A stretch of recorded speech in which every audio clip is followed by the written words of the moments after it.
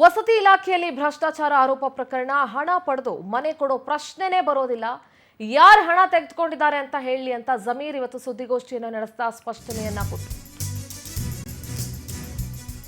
ವಸತಿ ಇಲಾಖೆಯಲ್ಲಿ ಭ್ರಷ್ಟಾಚಾರ ನಡೀತಾ ಇದೆ ಅನ್ನುವಂತಹ ಆರೋಪ ಪ್ರಕರಣ ಸಂಬಂಧ ಹಣ ಪಡ್ಕೊಂಡು ಮನೆಯನ್ನ ಕೊಡುವಂತ ಪ್ರಶ್ನೆನೇ ಬರಲ್ಲ.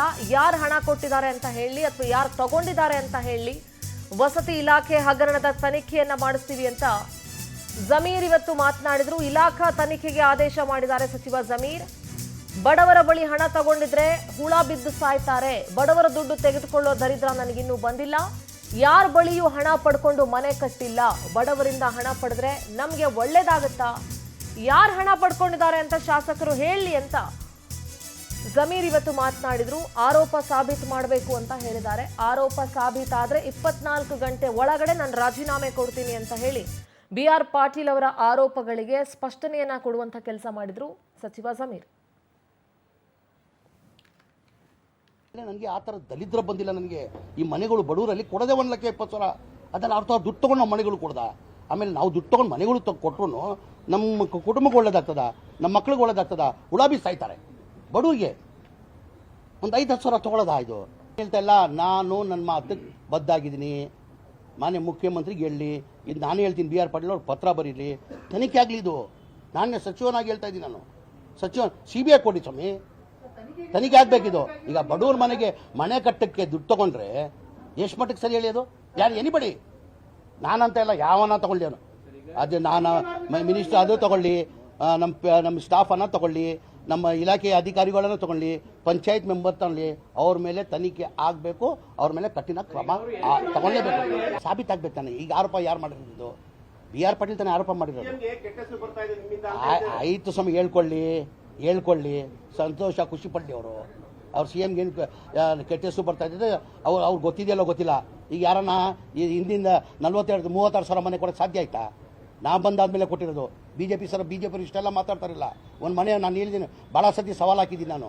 ಸ್ಲಮ್ ಬೋರ್ಡಲ್ಲಿ ರಾಜೀವ್ ಗಾಂಧಿ EHP ಸ್ಕೀಮಲ್ಲಿ ಒಂದು ಮನೆ ಏನಾರ ಕೊಟ್ಟಿದ್ರೆ ರಾಜಕೀಯದಿಂದ ನಿರ್ವೃತ್ತಿ ತಗೊಳ್ತೀನಿ ಅಂತ ಹೇಳಿದ್ದೀನಿ ನಾನು. ಎಷ್ಟು?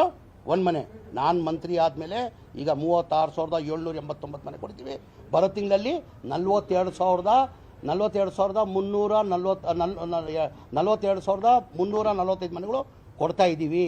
ಕೇಳ್ರಿ, ನಾನು ಸತ್ಯ ಹರಿಶ್ಚಂದ್ರ ಅಂತ ಹೇಳಲ್ಲ. ನಾನು ಈ ಬಡವ್ರ ಮನೆ ವಿಚಾರದಲ್ಲಿ ನಾನು ಸತ್ಯ ಹರಿಶ್ಚಂದ್ರ ಅಂತ ಹೇಳಲ್ಲ. ನಾನು ಕೇಳ್ರಿ, ಕಂಪ್ಲೀಟ್ ಮಾಡಕ್ ಕೊಡ್ರಿ. ಕಂಪ್ಲೀಟ್ ಮಾಡಕ್ಕೆ ನೀವು ಇದೇ ಡೇಟ್ ಮಾಡ್ತೀವೋ, ಇದೇ ತಪ್ಪಿದು. ಕಂಪ್ಲೀಟ್ ಮಾಡಕ್ ಕೊಡ್ರಿ, ಕಂಪ್ಲೀಟ್ ಮಾಡಕ್ ಕೊಡಿ ಗುರುವೆ, ಕಂಪ್ಲೀಟ್ ಮಾಡಕ್ ಕೊಡು. ಹೇಳ್ರಿ, ನಾನು ಸತ್ಯ ಹರಿಶ್ಚಂದ್ರ ಅಂತ ಹೇಳ್ತಾ ಇಲ್ಲ. ನಾನು ಈ ಬಡವ್ರ ಮನೆ ವಿಚಾರದಲ್ಲಿ ಏನಾರ ತಗೊಂಡ್ರೆ ಅವ್ರಿಗಿಲ್ಲ, ಅವ್ರ ಮಕ್ಳಿಗೆ ಶಾಪ ತರಬೇಕು. ನಾನು ಕೈವಾಡ ಇದ್ದು ನಾನು ಇನ್ವಾಲ್ವ್ಮೆಂಟ್ 100 ಹೇಳೋದು ಮುಂಚೆ ನಾನು ಕೊಡ್ತೀನಿ. ಹೇಳೋದು ಮುಂಚೆ ನಾನು ಬೇರೆಯವ್ರ ಥರ ಅಲ್ಲ. ನಾನು ಬೇರೆಯವ್ರ ಥರ ರಾಜಕಾರಣಿ ಅಲ್ಲ. ಬರೇ ಮೊದಲೇ ಬಾರಿ ನಾನು 2007ರಲ್ಲಿ ಕುಮಾರಸ್ವಾಮಿ ಮುಖ್ಯಮಂತ್ರಿ ಇರುವಾಗ ನನ್ನ ಮೊದಲೇ ಬಾರಿ ಅವಕಾಶ ಸಿಕ್ತು. ಮಂತ್ರಿ ಆಗಿದೆ ನಾನು.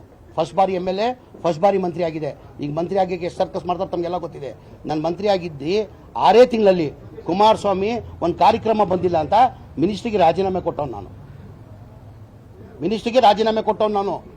ಬರೀ ಒಂದು ಕಾರ್ಯಕ್ರಮ ಬೆಂಗಳೂರಲ್ಲಿ ಇಟ್ಕೊಂಡು ಒತ್ತಡ ಇರ್ತದೆ, ಬೇರೆ ಕಾರ್ಯಕ್ರಮ ಇರ್ತದೆ.